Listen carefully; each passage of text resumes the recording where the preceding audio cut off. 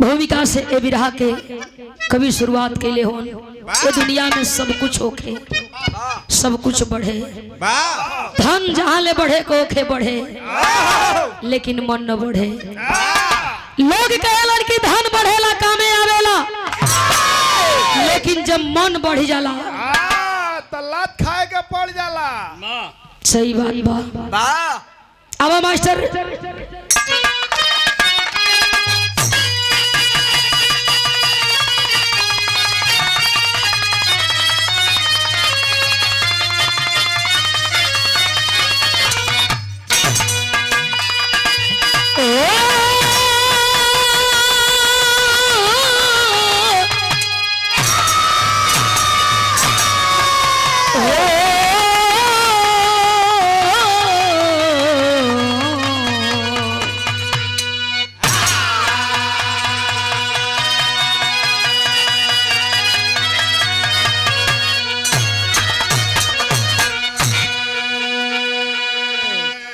भूमिका बा कैसे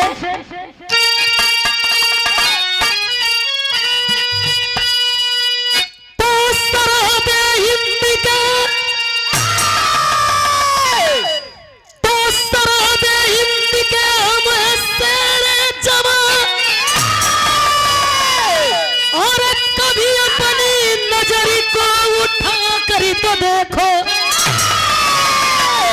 खेलेगी खून से नौजवानी मेरी और कातिलाना कदम को बढ़ा कर तो देखो चांदी से भी ये प्यारी है धरती मेरी और इस तिरंगा को मेरे हिला कर तो देखो खोद कर जिंदा तुझको करूंगी दफन साले पंजा से पंजा मिला कर तो देखो।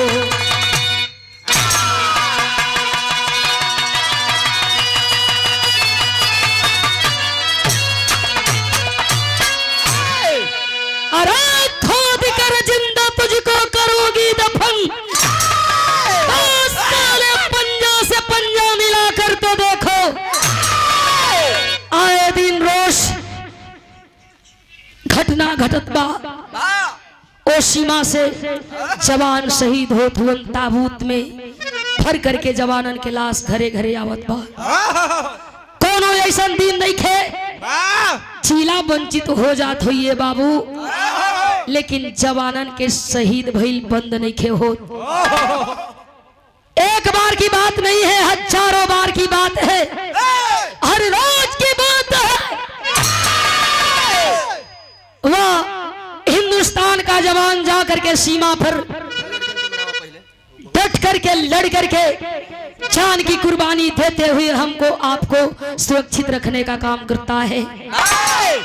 केवल जवान ही नहीं बल्कि साथ ही साथ आपके घर की बेटी हिंदुस्तान की बेटी जा करके सीमा पर आपके लिए हमारे लिए हिंदुस्तान के लिए लड़ने का काम करती है। खोद कर जिंदा तुझको करूंगी दफन साले पंजा से पंजा मिला कर तो देखो। एक हिंदुस्तान का सिपाही सरहद पर खड़ा होता है ललकारता है ऐ पाकिस्तान वाले कान खोल के मेरी बात सुन ले। जिस दिन हम भाई का नाता भुला देंगे तेरे घर में घुस कर तेरी गरूर को चकनाचूर कर डालेंगे। गोला बारूद हमको भी चलाना आता है ईंट का जवाब पत्थर से देना बखूबी जानते हैं लेकिन हम अपनी मर्यादा को पार नहीं करना चाहते। फिर हमें एक लाइन गजल के नमूना द्वारा कभी भाव लिखल रहा।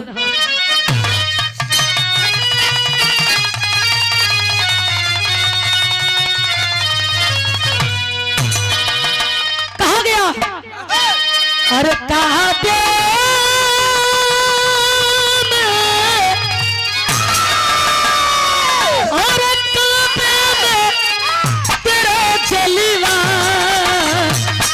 काशी में नजारा है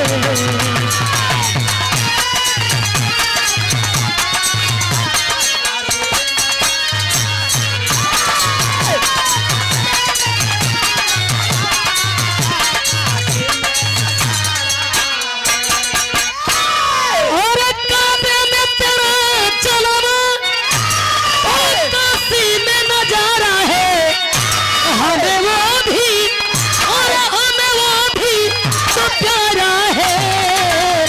हमें वो भी तो प्यारा है।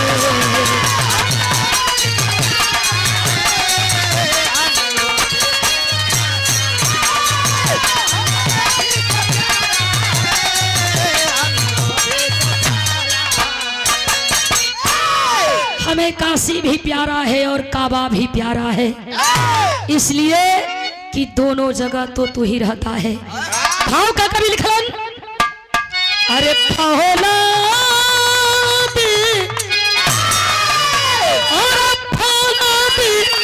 जिगर वाले मरने से नहीं डरते।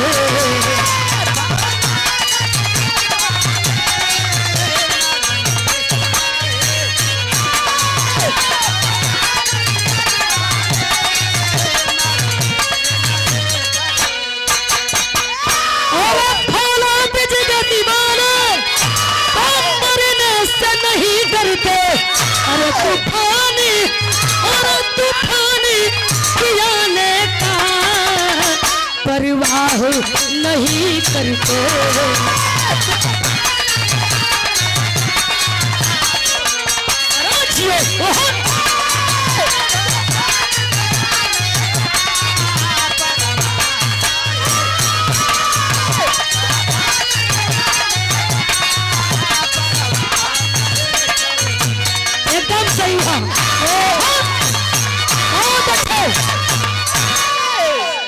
तूफान की आने का भी परवाह नहीं करते, लड़े वाला कबो मौत से ना डरेला।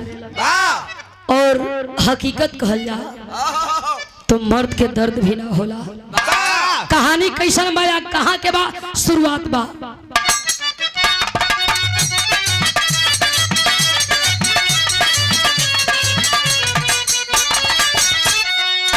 वतन का फौजी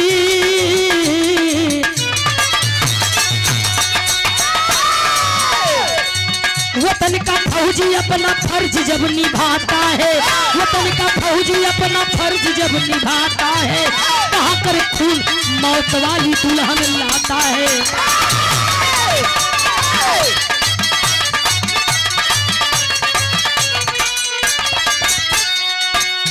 पंजाब में सुखबीर की जमींदारी थी, पंजाब में सुखबीर की जमींदारी थी, सैफला बेटी जिनकी प्राणों से भी प्यारी थी।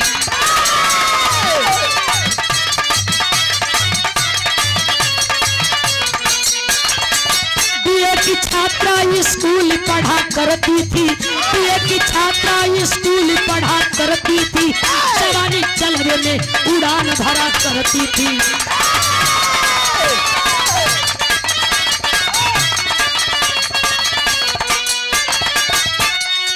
नहाने सखियन संग चली सिंधु के पानी में, नहाने सखियन संग चली सिंधु के पानी में, माझी नाव लेके चला है रवानी में।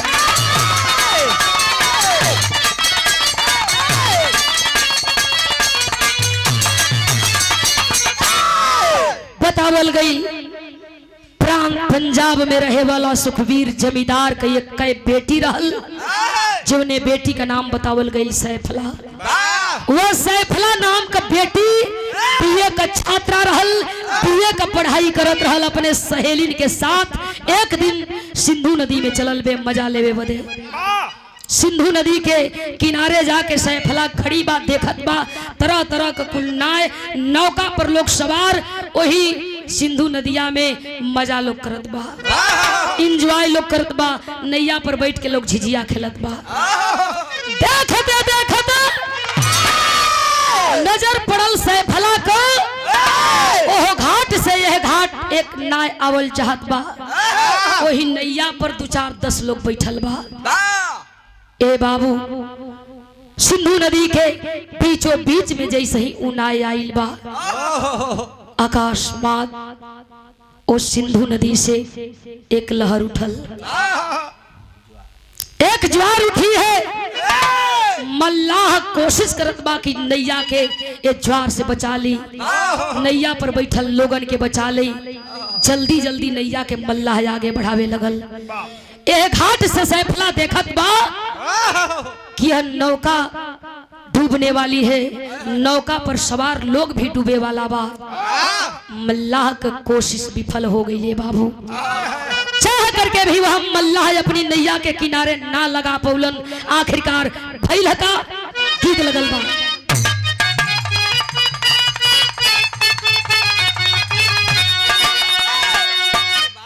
बड़ी पुरान गीत बा, लोग कहेलन पुरान गीत पुरान भीत पुरान रीत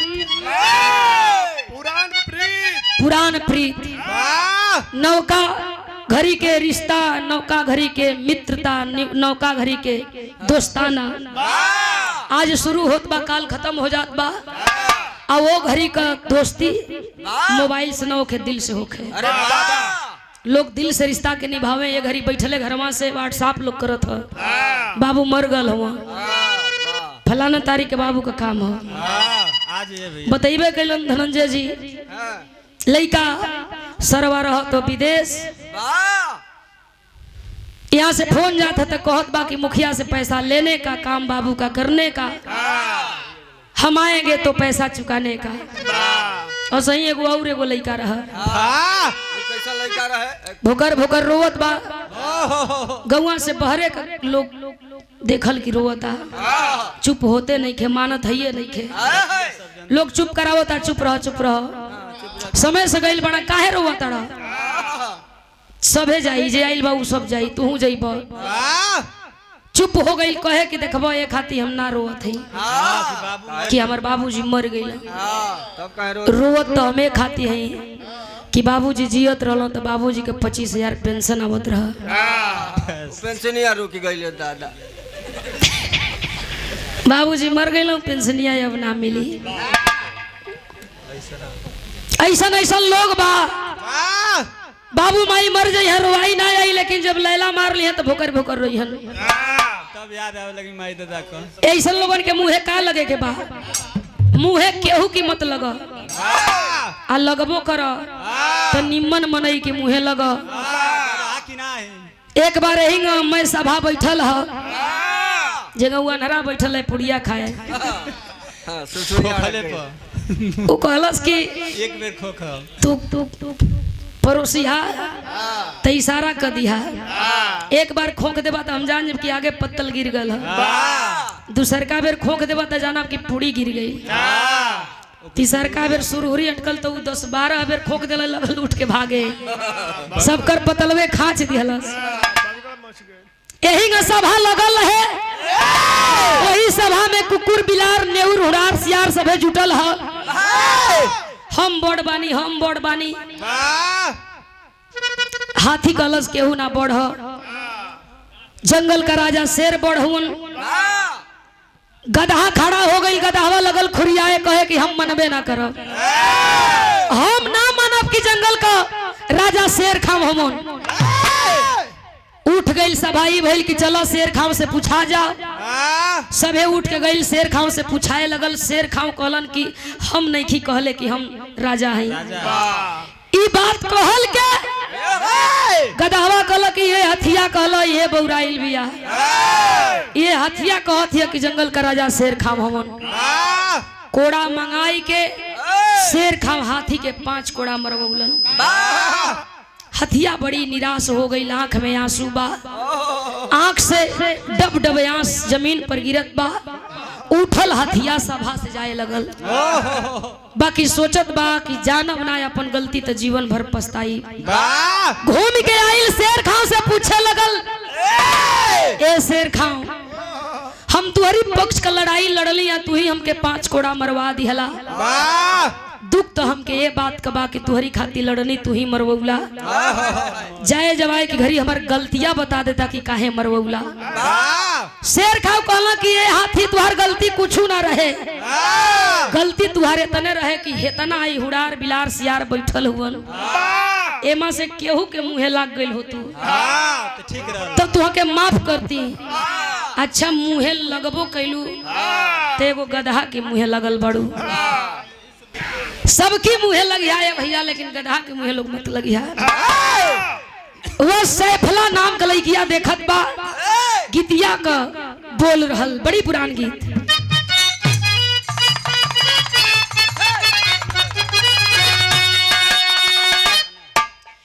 अरे गवना कराया पिया उलो घरे बैठा बोले तो अपने कोई लरिया में अरे गली रे मेरा मोही दगा देके अरे भागल रे मेरा मोही दगा देके।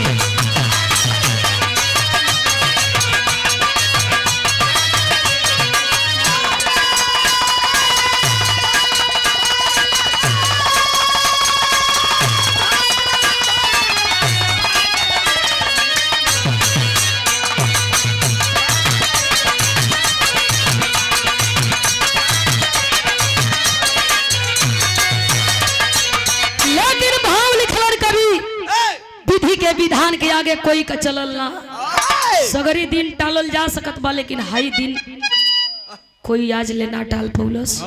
ई कोई के बस के बातें नहीं खे कि दिनमा कोई टाल दे कि आज ना 2 दिन की बाद लेके जइहा।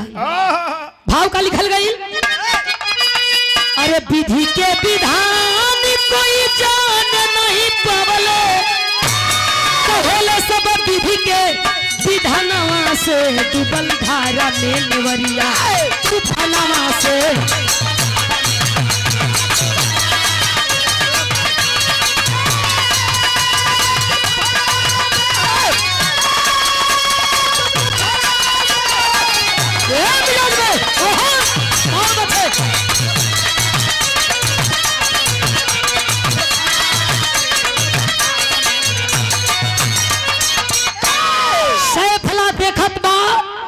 नैया सिंधु नदी में डूबल चाहत बा लोग चिल्लात बा अरे बाप बाप जान गई कोई अब नौका पर बा बैठल बा बचे का कोशिश करत बा कोई पानी में छलांग लगा के जेके पवरे का ढंग बा पवर के निकलल चाहत बा कोई वही सिंधु नदी में पानी का घूंट पियत बा।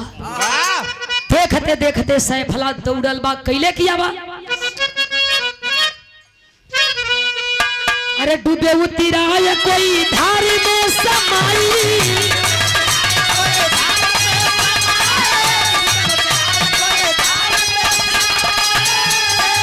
मौत के आगे सबका बुद्धि हेराई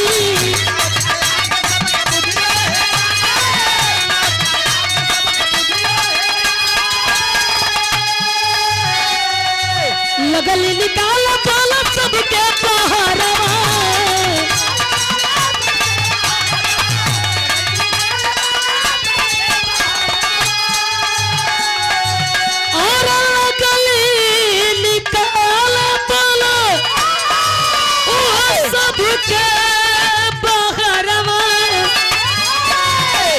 के खेल के बजरमा से डूबल धारा में नेवरिया से डूबल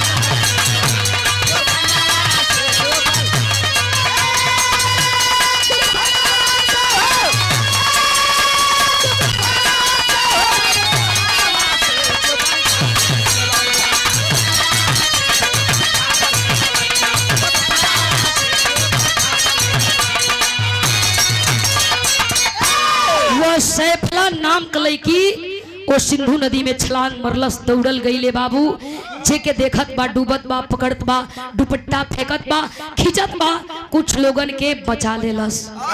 कुछ लोग वही सिंधु घाटी के किनारे पर बैठल रोवत हुवन अपने समय के नसीब के किस्मत के कोसत हुवन। वही लोगन के बिचवा में एक मेहरारू बे जौने मेहरारू का नाम बतावल गई अमृत कौर। अमृता कौर नाम के बड़ी सुंदर एगो दुल्हन किनारवा बैठ के फफक फफक के रोवे लगल। हाय रे हमार किस्मत सिंधु नदी देखे के बड़ा इच्छा रहल लेकिन हमें ना पता कि ये सिंधु नदी में हमार मौत मुंह बा के हमारे इंतजार करत बा। सैफला की वरिया ताक के रोवत बा सैफला आंख के आंसू पछला। अरे चाची तारा आंख के सामने कितना लोग उस सिंधु नदी में समा गई। तोहर नसीब अब ठीक बा मालिक तोहरे खातिर ठीक बाड़न की बच गईलू काहे रोवत अड़ू। अमृता कौर रोवे सैफला के अपना गोदिया में भरल चाहत बारे बेटी हर मतारी के कोख से तोरी जैसन बेटी बहादुर पैदा होके। ए बिटिया अगर तू आज ना हो तू दुनिया जहान हमारी खातिर आखिरी दिन हो। सैफला कहे चिंता मत करा, सब लोग अपने अपने घरे द्वारे जात बा, तो हम घरे द्वारे जा जे डूब गई ओकर कहानी खत्म बा। आखिरकार वही अमृता कौर उठी और चल देती है घर को। जा करके घर में अमृता कौर अपन दुखबा अपने कर्नल पति से बतावल चाहत बा। नंबर डायल कैलस, काने ले मोबाइल सटोले बा। कर्नल साहब फोन उठौला, हेलो। अमृता कौर रोवे लगल, पूछे लगला कर्नल साहब, अरे अमृता कोई घरवा के लोग ताना देलस, कोई कुछ कही देलस, काहे रोवे तड़ू? अमृता कौर रोवे, कहे का बताई तनी सुनी। रो के कहे का कहे,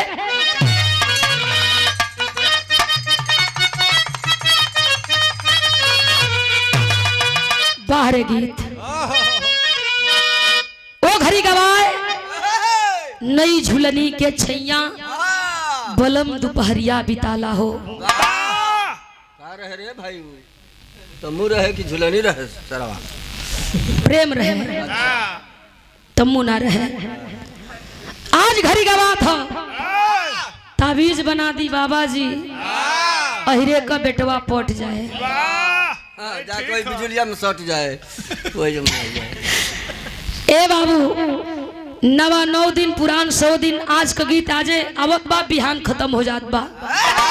अगर पूर्वा बह गल तो पश्चिम और गीत खत्म, अब पछुआ बह गल तो पूरब और गीत खत्म। लेकिन हाई मेहरारू कले रहली गीत कबो खत्म होखे वाली नहीं थी। का कहे, अरे हमारी पैजे बुरा जहीरा चढ़ा दो,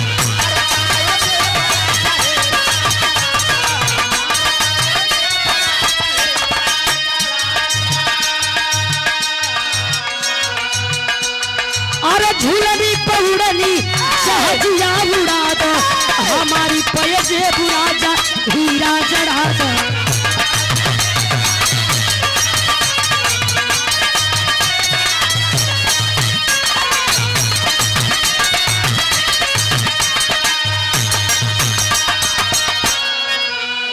बतावत बा अमृता कौर अपने कर्नल सैया से कहत बा, अरे बतावे गोरी रोई रोई पिया से कहनिया,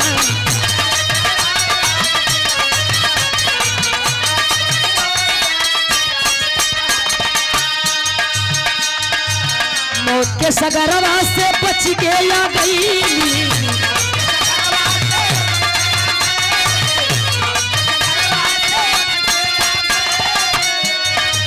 धर्म का बेटी एगो हमके बचवली,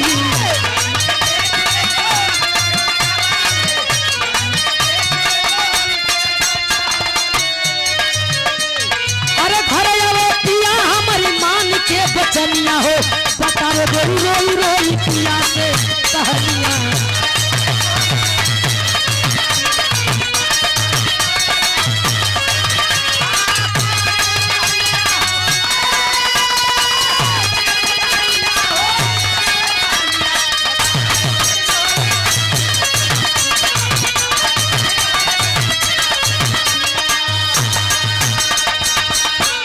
सारी बात के फोन पर अमृता कौर बतौले बे, ए साहब छुट्टी लिखवा के घर में आई, देखल चाहत बानी। कर्नल साहब छुट्टी लिखवाई के घरे आइल हुन, आ करके ओ अमृता कौर के समझावत हुन, मालिक जेकर बुरा ना करेलन बुरा ना होला, केहू का बिगारी जी, राम को बनावल बतिया। मालिक का जब नजर टेढ़ हो जाला, मालिक के नजर और नियत जब लोगन के ऊपर से हट जाला, तो बिगड़े से कोई रोक ना पावेला। जिंदा बाड़ू हमारे सामने बाड़ू बहन, तो के नहीं खे मरे के रोवा मत, समझाई बुझाई के। कर्नल साहब अमृता कौर के गले से लगौलन, पूछे लगल कितनी ओ धर्म की बिटिया का नाम बतावा, जो तोहे जीवन दान दिलस। बतावे कि ओकर नाम सैफला रहल, पंजाब प्रांत के रहे वाला सुखबीर जमींदार का बेटी रहल।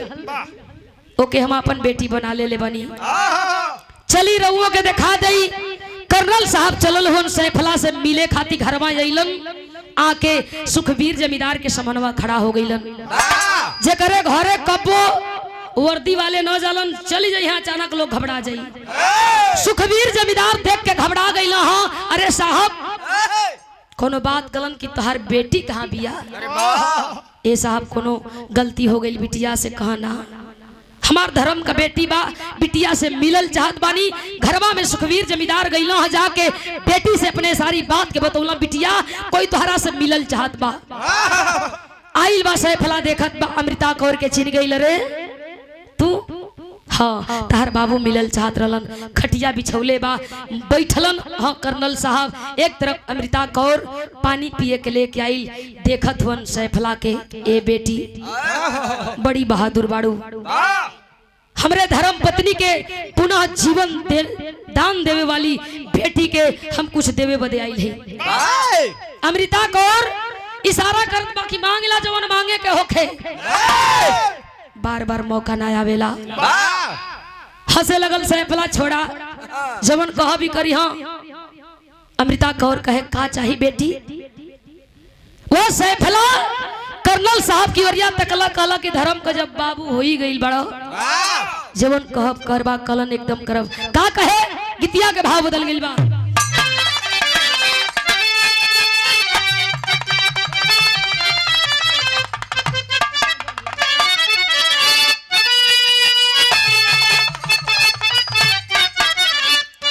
कोनो दुल्हन कल रहल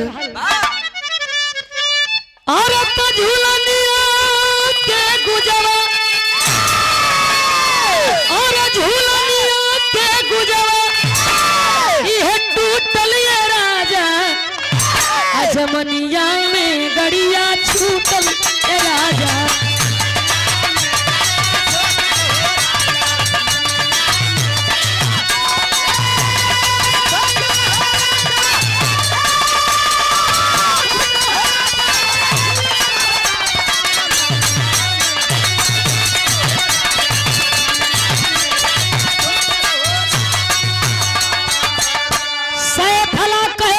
साहब के ये बाबू हमारी इच्छा बा बचपने से कि हम सीमा का सिपाही रहती तब पापियन के छाती के छलनी कर देती, लेकिन हमारे बाबू हमें कहीं जाए ना देलन।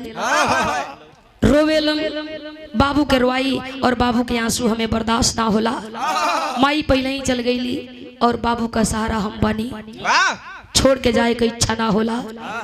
ए साहब है तोरे दहिया पर जौन वर्दिया बा, जौन है तोरे कन्या पे बिरलवा बा, ई हमके मिली।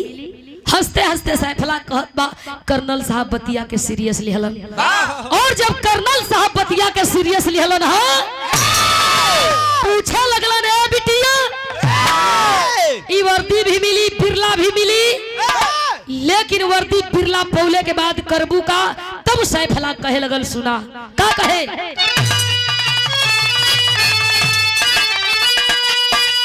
और तो दुश्मन की छाती पर उहे झंडा फहराइबे, आ सपनवा हमारी हम फौजिया में जइबे।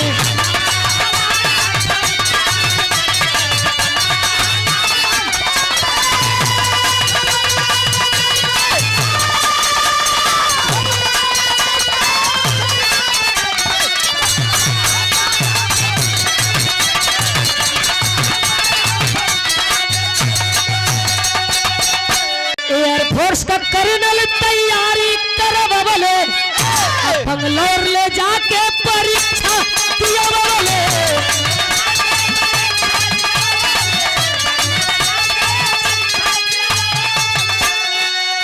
और तब पायलट बन दुश्मन के, और पायलट बन दुश्मन के हस्ती में जइबे, सपनवा हमार हम फौजिया में जइबे।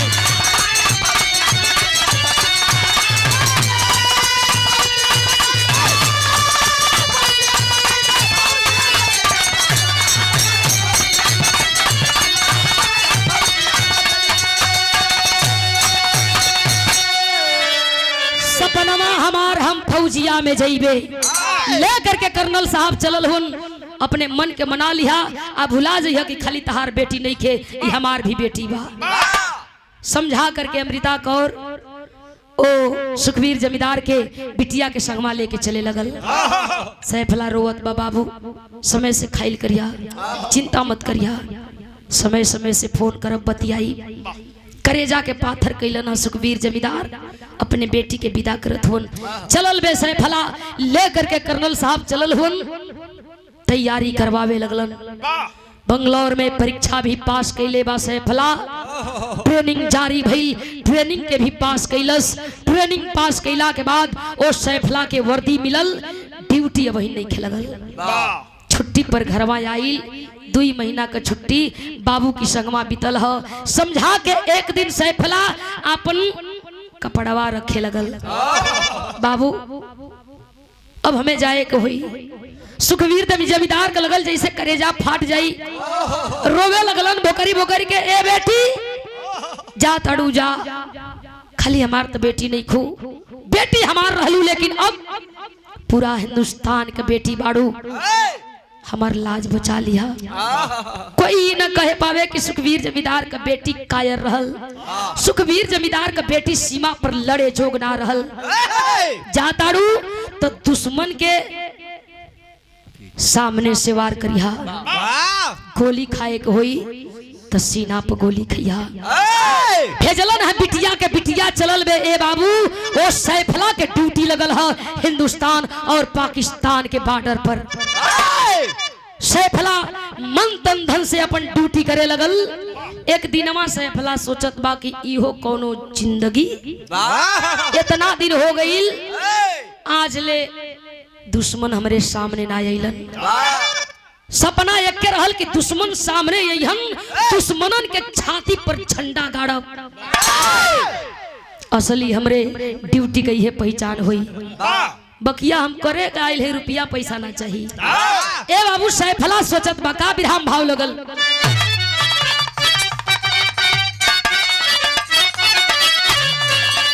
अरे अभिलाषा जाके वही मंजिल पर टिकी अरे अभिलाषा जाके मंजिल पर टिकी कल्पना के आंगन में दुश्मन फेंका पासा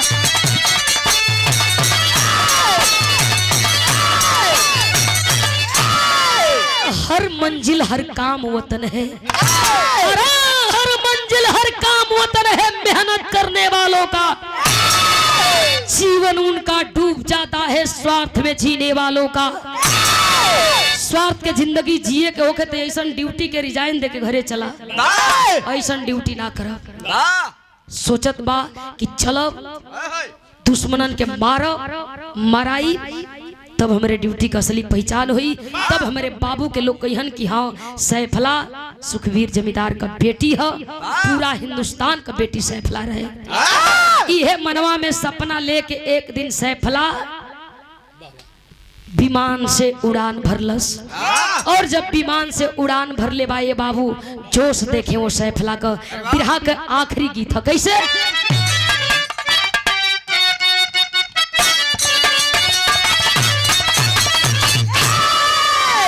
स्वर्गीय रामदेव गुरु स्वर्गीय पुल्लू गुरु अपने जवानी के रवानी में गीत के कबूलन कैसे लोग गावे अरे बारी उमर कमर लचकनिया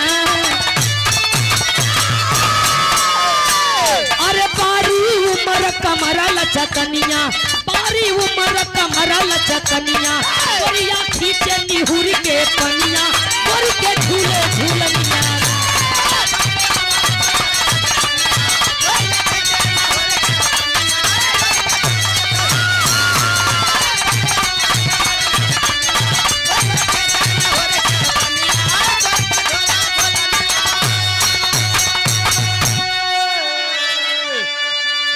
चलल बा सैफला सर कफन बांध के कसम खैले बा झंडा तिरंगा के नीचे मर जाई देश के साथ गद्दारी ना करब कैले खबा अरे चलली बांध तिरंगा सीमा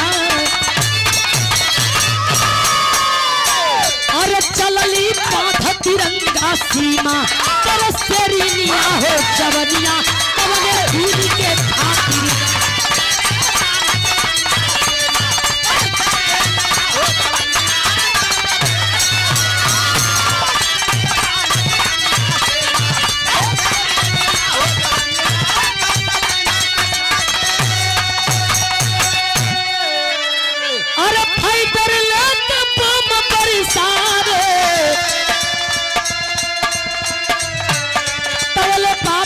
नजर घुमावे मिसाइल दागे ले अभिमानी और बस टूटिल कूदी भवानी गिरली जाए हिमालय की गिरली जाए हिमालय की इस सरानी ना हो चवनिया कौन पीली के खाकी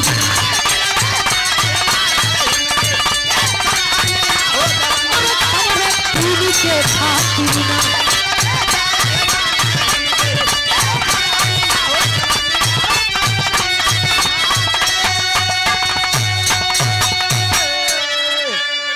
फाइटर विमान लेकर के वहां सैफला आसमान को छू रही थी। नजर पड़ल कुछ पापियन के कैंप दिखाई देलस। बम बरसाना शुरू करती है। हैरान हो गए पाकिस्तान के बाद दुराचारी सोचने लगे जब से हिंदुस्तानी लड़की सैफला आई है जीना हराम करके रखी है। जब तक इसको मारेंगे नहीं चैन की नींद नहीं सोएंगे। निशाने पर लिए वहां पापी फाइटर विमान को मिसाइल से मारना चाहते हैं। छोड़ दिहलन मिसाइल चल दिहलस। देख रही है सैफला कि हमारा फाइटर विमान ये मिसाइल द्वारा मारी जाएगी। फाइटर विमान के साथ साथ हम भी मारे जाएंगे। पैराशूट का सहारा लिहलस। विमान के छोड़ के वह सैफला छलांग मरलस आकर के हिमालय के गोद में गिरल। चोटिल घायल वह सैफला धरती पर कराहत बा चीखत बा। दौड़ करके हिंदुस्तान के फौजी गए। या तो मेरा दुश्मन है नहीं तो कोई हिंदुस्तानी फौजी है। निशाने पर लिए हाथ में हथियार धीरे धीरे कदम के आगे बढ़ावे लगलन। कैलन चाहते हैं फौजी। देखते हैं वह हिंदुस्तानी लड़की बेहोश बा। पानी का छिट्टा मरलन। होश में आई सैफला एक बार उठ के खड़ा होकर चाहत बा लेकिन वह चोटिल घायल सैफला मजबूर है लाचार है। हिंदुस्तान के फौजी आवाज लगाए चिंता मत करिए। हथवा उठौलस। हम भी हिंदुस्तानी हैं। अपने को सिलेंडर करती है। हम भी हिंदुस्तानी हैं। सारे फौजी रुक गए। कोई गोली नहीं चलाएगा। पूछते हैं धीरे धीरे बड़ा हिम्मत करके वो फौजी करीब गईलन। कहां से आई है? प्रांत पंजाब करहे वाला सुखबीर जमींदार का बेटी है। हिंदुस्तानी बेटी हिंदुस्तानी फौजी है। है फौजी अपन हथियार नीचे रखलन। सैफला के गोदिया में उठावल चाहत हन। लेके चली आर्मी हॉस्पिटल में भर्ती करी। सैफला का जान बच जाए। सैफला आंख में आंसू लेकर के फौजी को इशारा करती है। साहब लागत बाकी बड़ा कम समय हमारे पल्ले बा। ए साहब ये सपना रहल कि अपने दुश्मन के मारब हिंदुस्तान बदे मरा जाई। हमके टेंशन नहीं है कि हम मर जाई। बाकी एक के बात के दुख बा बाबू हमारा अकेले होन। हमरे अलावा बाबू का कोई ना रहल। ए साहब बाबू जनियन बाबू बिना मौत मर जाइहन। फौजी समझा रहा है हम मरने नहीं देंगे। आप मरेंगे नहीं चिंता मत करिए। उठाई के लेके दौड़ल चाहत हुन। पर्स गिरल है।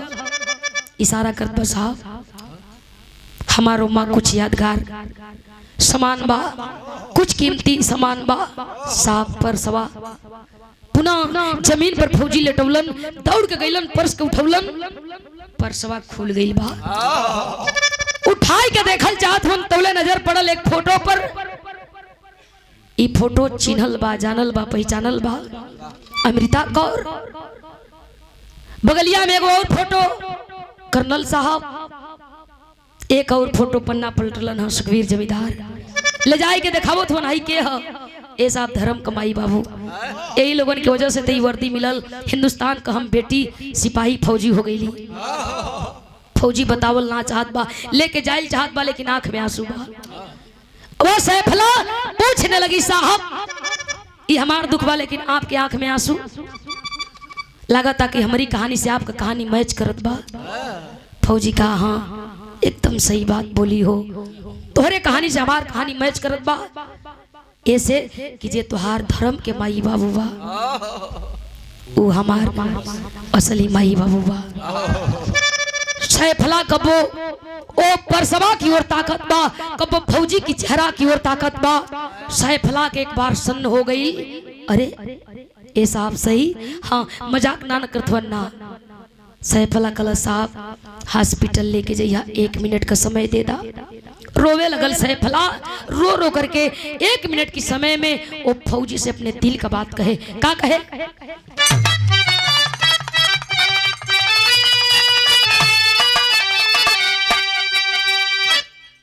अरे मानी के कानवा, साचो का अगर ए लोगनी के बेटा तू ही हुआ तो एगो काम करा। कहत बा, अरे मानी के कानवा तो हमरो टलिया उठवताओ, आ हमरो मंगिया सजवता हो। ए साबिया बाटे दिल के आरमाना जिंदगिया मोरी सवरिए जाई तू हो।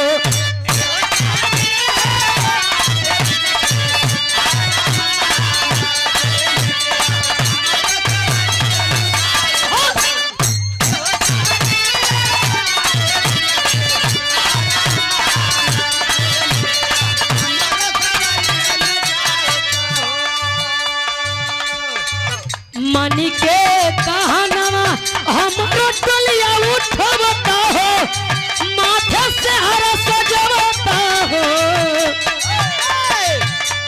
ए साहब ओ धर्म के माई बाबू के हम वचन दे के आइल हली कि उनकरे घर का हम बहू बनब, सम्मान बनब, इज्जत बनब, लेकिन ऐसा लगता कि अब हो ना पाई। संभव तब होई जब हमार मंगिया सिंदूर से भर के हमके सुहागिन बना देबा। ए साहब हम सुहागिन मरल चाहती हो साहब, हम कर्नल साहब के और धर्म के माई अमृता कौर के नजर में झूठ नहीं की बनल चाहत। ए साहब हमर बतिया मानिला। सुनत वन सिपाही आ रो रो के सैफला कहत बा, बानी के से हरावा हमरो चलिया उठवता हो, कर्नल बाबू के देखवता हो। ये हो पिया ही है बाटे दिल के आरमाना जिंदगिया मोरी सावरिए नु जाईती हो।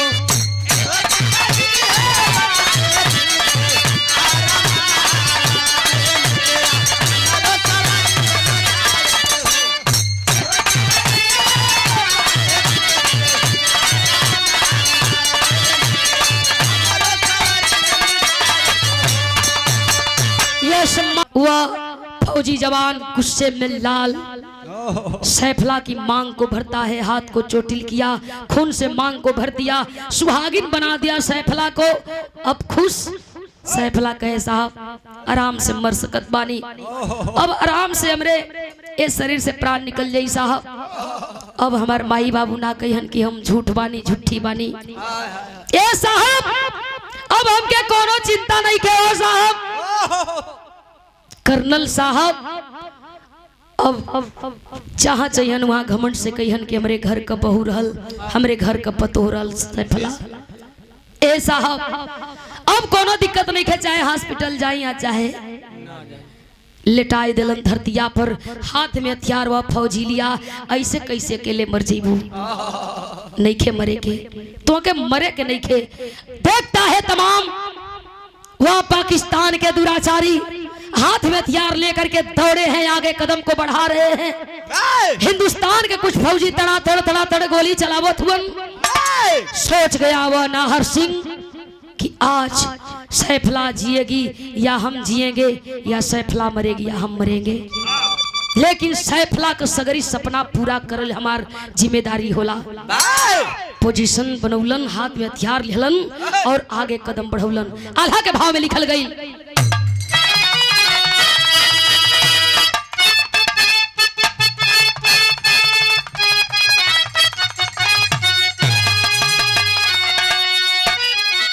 अरे धन्य धरती माई जवानी खून से सिंचैली बाबू।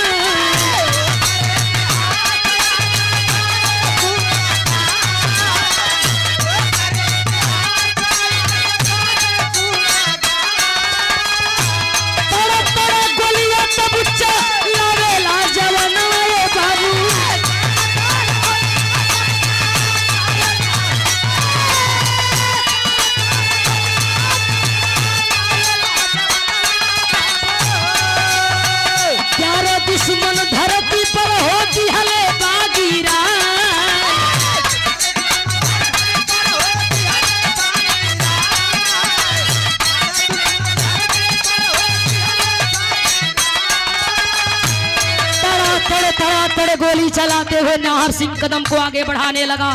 प्रमाण मिलता है, बताया जाता है 11 दुश्मन को मार कर धरती पर गिरा दिया।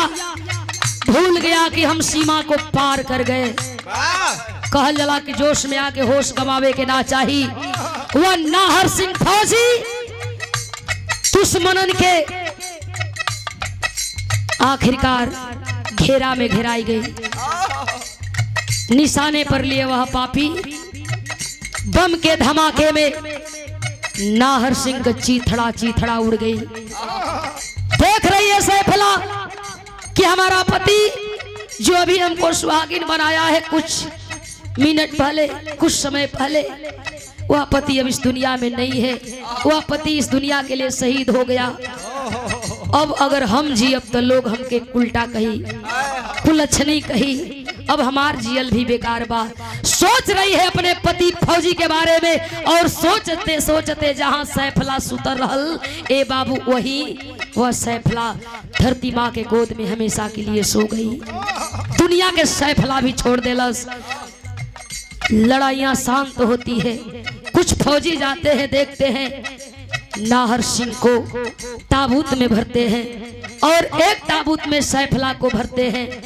घरवा लेके चले का तैयारी कैला हिंदुस्तान का फौजी, लेके दुई ताबूत चलल होन कर्नल साहब के घरवा।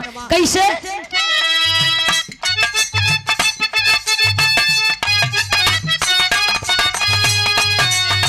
सीमा का फौजी दोनों लसिया हो उठाई ली हले।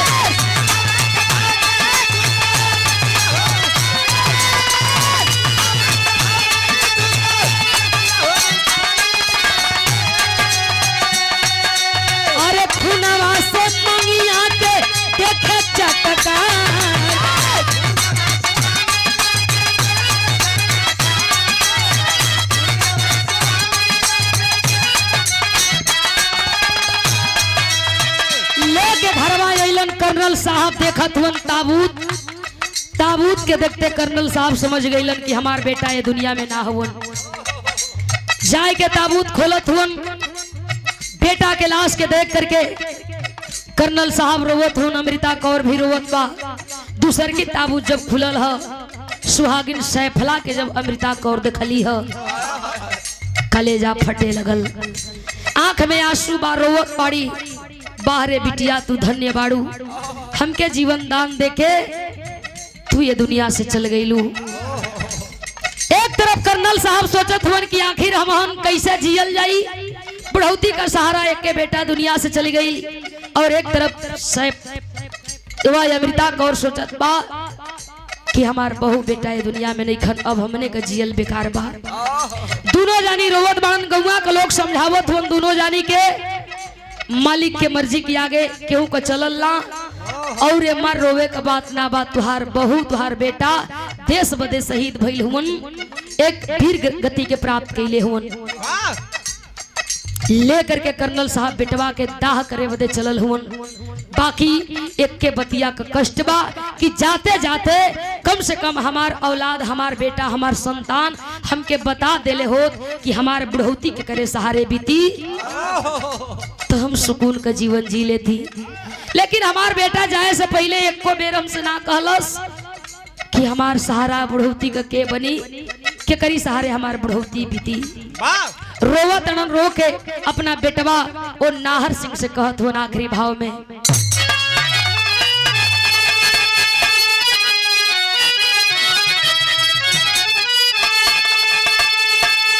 अरे दुख न होई बेटा तू जईता तने चेताई के, कैसे बीती दिन जईता तने बताई के।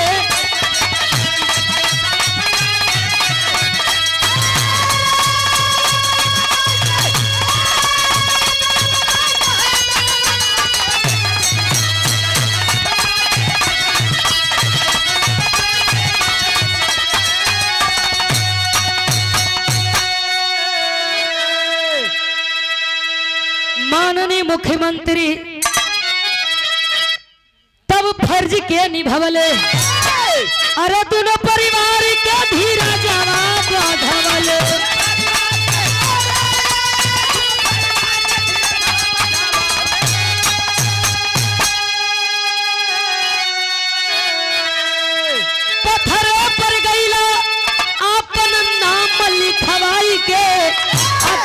बीती दिन जैतय तने बताई के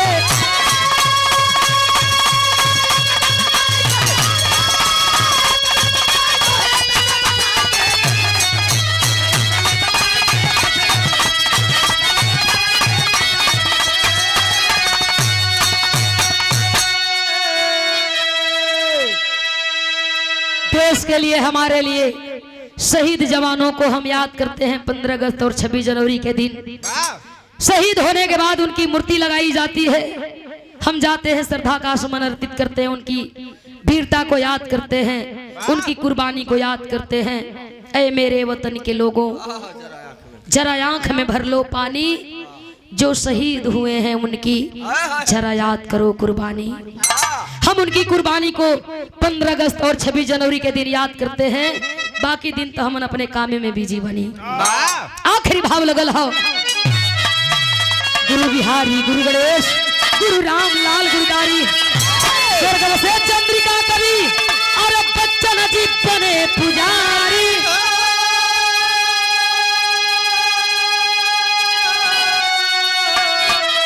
अभिलाषा जाके मंजिल पर टिकी, मीनाक्षी राजबा गुरु चरण की आशा। अभिलाषा जाके मंजिल पर